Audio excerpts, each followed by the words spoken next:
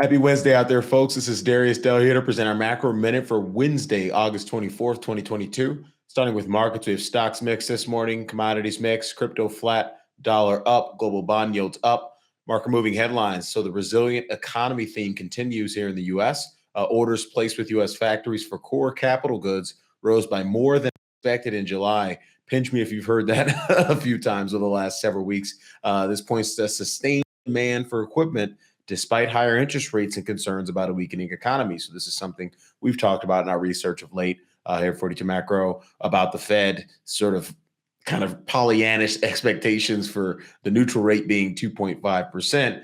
Obviously, this is an economy that continues to grow. Certainly the July data we've received to date, broadly speaking, have surprised the upside, particularly on the hard data front. I know we got PMIs, the week PMIs yesterday, but obviously the hard data continues to disconfirm some of the leading soft data.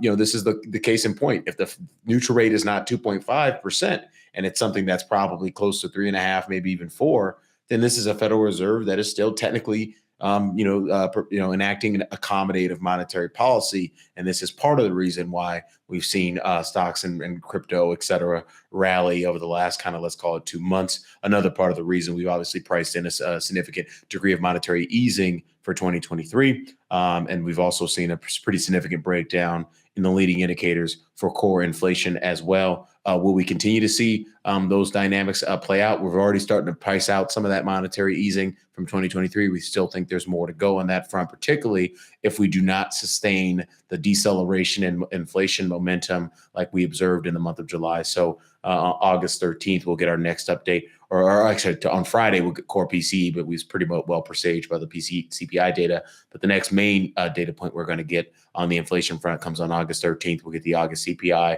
really studying that to see if we see that sustained momentum to the downside for core inflation pressure.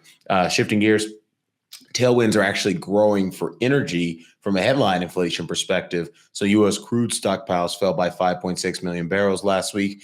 This is what the API reported. This would be the biggest 2-week drop in U.S. inventories in more than a year, if confirmed by the EIA today. Also, we're seeing Russian output set to decline for the first time in 4 months here in August. So we talked about this on the program.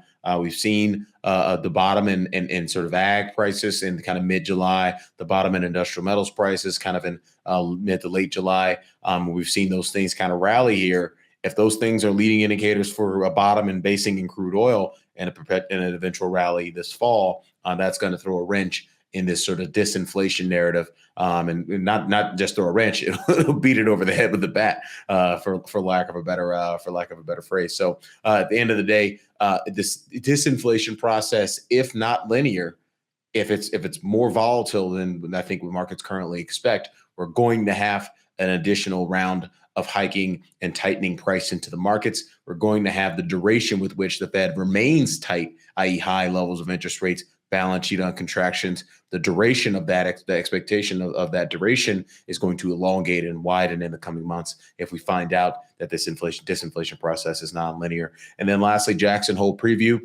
The Fed can't afford to relax yet, according to Minneapolis Fed President Neil Kashkari, who's a former Hawk, or former Dove turned Hawk. He said it's very clear the central bank needs to tighten further to bring inflation under control. The Dove turned Hawk's comments add fuel to the policy debate before Chairman Powell's highly anticipated speech on Friday. We fully expect him to talk out of both sides of his mouth. He's going to have to talk about sort of the stickiness of inflation and push back against market expectations of cutting interest rates in 2023, while at the same time probably guiding the market to smaller increments of rate hikes and potentially a Fed funds terminal rate that is well shy of kind of the worst hawkish right tail of market expectations, kind of in the 4 range, 4 handle. So lower funds rate, higher for longer in terms of holding no cuts on a net basis from today's starting prices. That is hawkish at the margin. So we would expect that on Friday.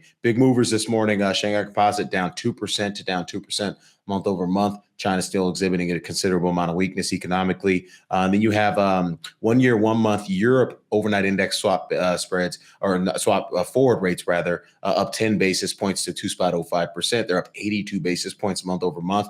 Obviously, this move in European energy prices is really inflating expectations for ECB rate hikes. Same thing for the Bank of England, 1 year, 1 month. British pound overnight index forward rates up 23 basis points today to 4.22%. That's up 155 basis points month over month. One thing we talked about in our late off morning note this morning is to sort of what we consider to be a nonsensical expectation that the ECB is going to be hiking interest rates over the balance of the next year, while at some point the Fed is going to start cutting interest rates. That seems very incongruent with how the world generally works.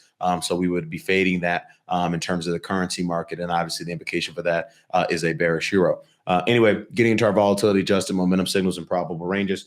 US dollar index, that is bullish VAMs. It's nearly overbought this morning. Gold, bearish VAMs, nearly oversold. Got about 1% of downside versus 3% upside. 10-year nominal treasury yield, neutral VAMs, pretty much overbought there. High yield credit spreads, bullish VAMs, not quite overbought, but we're getting close. S&P 500, bullish VAMs, that is oversold here.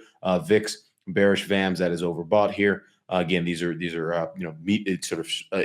sort of near-term signals.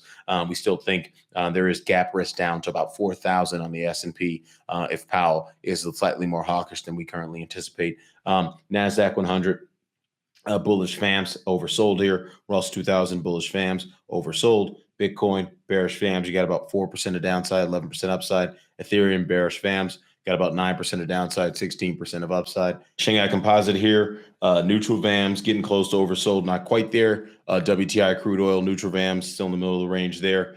Ag, bearish VAMs, that is overbought. Industrial metals, bearish VAMs. You got about 5% of downside, 3% of upside there. So with that, Darius Dale presenting our macro minute for Wednesday, August 24th, 2022. Best of luck out there today. Cheers.